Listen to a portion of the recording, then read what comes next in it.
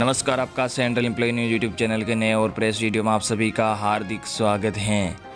कर्मचारियों व पेंशनर्स के लिए आज महंगाई भत्ता सहित सरकार के रिटायरमेंट एज में बढ़ोतरी के फैसले सहित और भी कुछ महत्वपूर्ण खबरों को एक एक करके जानेंगे। इससे पहले आपने इस वीडियो पर एक लाइक नहीं किया हो तो एक लाइक कर दीजिए, क्योंकि आपका एक लाइक ही हमारी मेहनत का फल होता है। और चैनल को फ्री में सब्सक्राइब नहीं किया हो सब्सक्राइब कर लीजिए, ताकि आगे भी आपको कर्मचारियों व पेंशनर से संबंधित लेटेस्ट न्यूज़ मिलती रहे।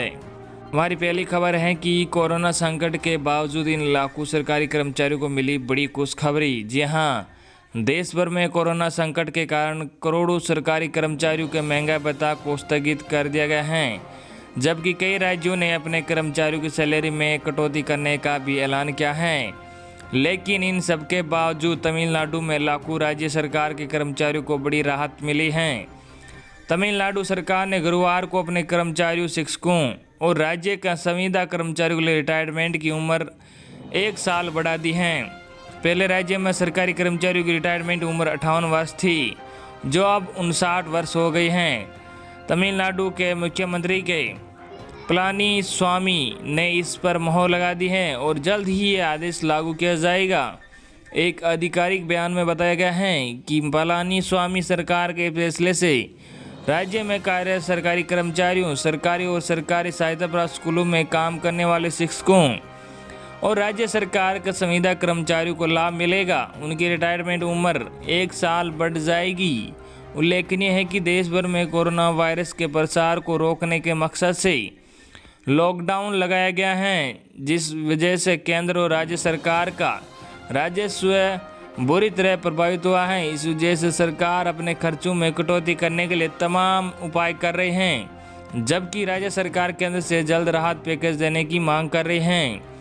अगली बड़ी खबर, रेलवे एसोसिएशन ने कर्मचारियों के डीए रोकने की जगह उसे पीएफ में जमा करने का दिया सुझाव। जी हां, केंद्र सरकार के 1 करोड़ से अधिक कर्मचारियों और पेंशनरों के डीए पर लगी रोक के बीच कर्मचारी संगठनों ने वित्त मंत्री निर्मला सीतारमण से आग्रह किया है कि यदि सरकार वेतन के साथ डीए देने में असमर्थ है तो वह डीए को प्रोविडेंट फंड में जमा कर दे। बीएसएनएल बीमा कर्मचारी संगठनों के बाद अब Indian railway technical supervisor association ने डीए पर लगी रोक पर आपत्ति तो जताए हैं, लेकिन सरकार को यह सुझाव दिया है कि यदि सरकार को वेतन के साथ डीए देने में दिक्कत है तो इसे प्रोविडेंट फंड में जमा करा दे। रेलवे एसोसिएशन ने वित्त मंत्री निर्मला सीतारमण को लिखे पत्र में कहा है कि कोरोना संकट के इस माहौल में रेलवे कर्मचारी जरूरी सामग्रियों को पहुंचाने के लिए पूरी तत्परता से काम कर रहा है। ऐसा में यदि डीए और वेतन में कटौती होती है तो इससे कर्मचारियों के मनोबल पर असर पड़ेगा। पत्र में यह भी कहा गया है कि जब खुद प्रधानमंत्री प्राइवेट सेक्टर से ये कह रहे हैं कि वह अपने कर्मचारियों का वेतन नहीं काटे, तो ऐसे में सरकारी कर्मचारियों के भत्ते में कटौती करना मुनासिब नहीं है। जब सरकार ही कटौती कर रहे हैं तो फिर प्राइवेट फर्म कटौती क्यों नहीं करेंगे। पत्र में कहा गया है कि सरकार के इस फैसले से 1 जनवरी 2020 से 30 जून 2021 तक रिटायरमेंट होने वाले कर्मचारियों को बड़ा नुकसान होगा, क्योंकि ग्रेच्युटी और लीव एनकैशमेंट का बड़ा नुकसान होगा, क्योंकि इसमें डीए भी जुड़ा रहता है। अगली बड़ी खबर, 30,000 से कम सैलरी पाने वाले कर्मचारियों के लिए खुशखबरी, मोदी सरकार दे सकती है बड़ा तोहफा। जी हां, देश इस समय कोरोना वायरस के खिलाफ निर्णायक जंग लड़ रहा है। कोरोना को हराने के लिए केंद्र की नरेंद्र मोदी सरकार ने पूरे देश में 17 मई तक लॉकडाउन लगा दिया है। लॉकडाउन के कारण पूरा देश थमसा गया है। आर्थिक गतिविधि पर भी ब्रेक लग चुका है। हालांकि लॉकडाउन 3.0 में सरकार की ओर से कई मामलों में छूट भी दी गई है, जिससे अर्थव्यवस्था को थोड़ी गति मिल सके। इस बीच केंद्र की नरेंद्र मोदी सरकार 30,000 से कम सैलरी पाने वाले कर्मचारियों को बड़ा तोहफा देने की तैयारी कर रही है। खबर है, केंद्र सरकार कर्मचारी राज्य बीमा ईएसआई योजना का दायरा बढ़ाने की तैयारी में है। सीएनबीसी के अनुसार केंद्र सरकार यह फैसला कम सैलरी पाने वाले कर्मचारियों को मेडिकल और नकद लाभ देने के लिए ईएसआई के दायरे को बढ़ाने की तैयारी कर रही है। खबर के अनुसार श्रम मंत्रालय ने वित्त मंत्रालय को एक प्रस्ताव भेजा है। उस प्रस्ताव में सैलरी की सीमा 21,000 से बढ़ाकर 30,000 करने की मांग की गई है। अगर सैलरी का दायरा बढ़ा दिया जाता है तो इससे कर्मचारियों को ईएसआई की ओर से जो भी लाभ मिल सकता है वो मिलता रहेगा। इससे कंपनियों पर बोझ भी कम होगा। मालूम हो कि फिलहाल ईएसआई के अंतर्गत अभी वैसे कर्मचारी आ रहे हैं जिनकी सैलरी 21,000 से कम है। इसके अलावा ईएसआई के दायरे में वैसी कंपनियां आती हैं जिसमें कम से कम 10 कर्मचारी काम करते हो। गौरतलब है 2017 में ईएसआई की सीमा को बढ़ाकर 15,000 से 21,000 रुपये किया गया था, जिससे कई कर्मचारियों को लाभ हुआ था। खबर है कि ईएसआई ने ऐलान किया है कि लॉकडाउन के कारण जो भी कंपनियां कर्मचारियों का अंशदान जमा नहीं कर पाई, वैसे में भी सारी मेडिकल सुविधाएं मिलती रहेगी। इसके अलावा जिनकी कार्ड की वैधता समाप्त भी हो गई हैं वे भी ईएसआई का लाभ ले सकते हैं। इन सब के अलावा ईएसआई ने एक बड़ी घोषणा की है कि अब लॉकडाउन के दौरान लाभार्थी अगर कोई दवाई बाहर से भी लेते हैं तो वो उसका भी क्लेम ले सकते हैं। साथ ही ईएसआई ने कर्मचारियों को मेडिकल सुविधाएं उपलब्ध कराने के लिए कई अस्पतालों से समझौता किया है। इन अस्पतालों में भी कर्मचारी आसानी से इलाज करा सकेंगे।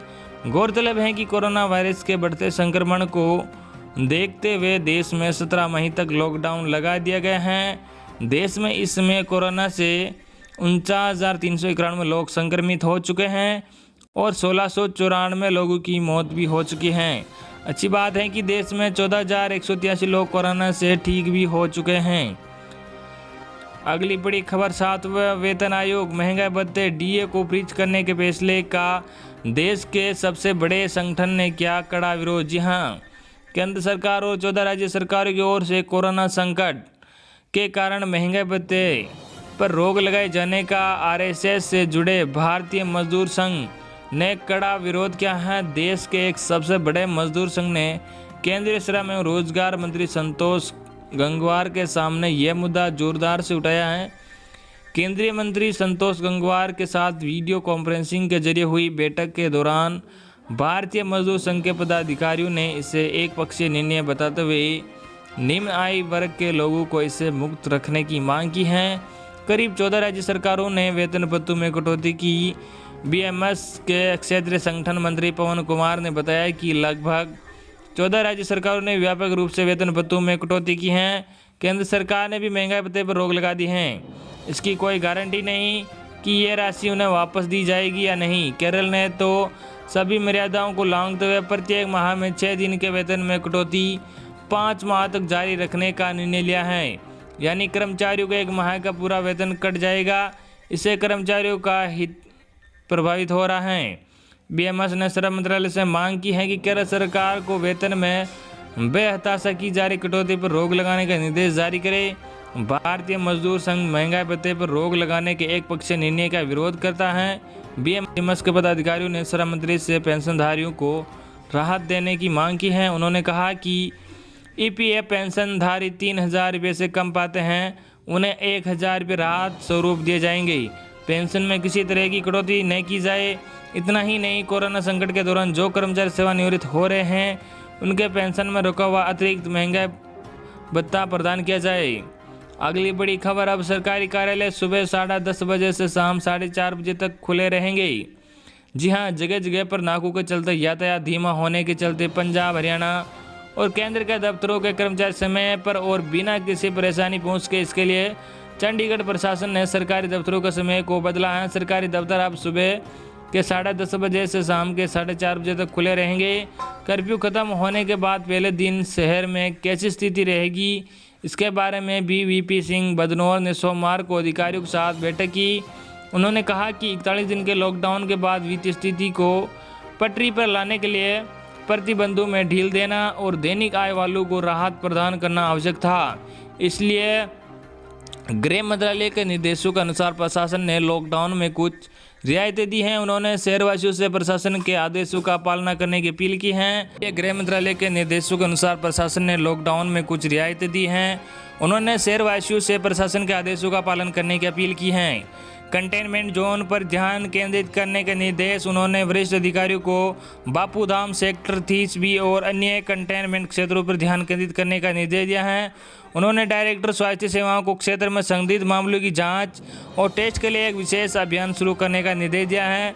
उन्होंने कर्मचारियों को संक्रमण के जोखिम को कम करने के लिए फील्ड ऑपरेशन के लिए उचित सुरक्षा गियर का उपयोग करने की सलाह दी। उन्होंने बापूधाम कॉलोनी में कंटेनमेंट जोन का विस्तार करने का निर्णय लिया ताकि ज़्यादा से ज़्यादा लोगों की जांच हो सके और उनकी गतिविधियों पर नज़र रखी जा सके।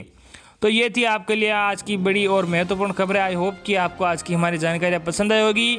वीडियो पर एक लाइक और ज़्यादा अपने संबंधी साथियों तक जरूर शेयर करना ताकि उन तक भी ये न्यूज़ पहुँच सके। धन्यवाद।